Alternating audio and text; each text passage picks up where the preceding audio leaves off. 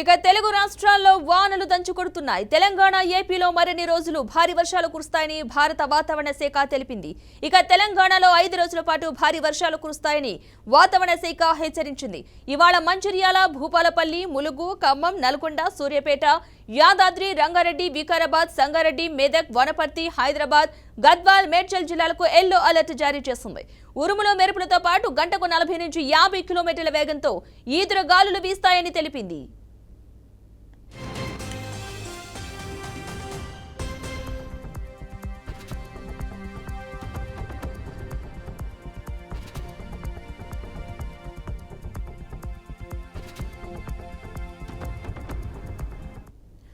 అలాగే ఆంధ్రప్రదేశ్లోనూ పలు చోట్ల వర్షాలు కురిసే అవకాశం ఉన్నట్లు తెలిపింది. ద్రోణి ప్రభావంతో వచ్చే 2 రోజులు వర్షాలు కురుస్తాయని తెలిపింది.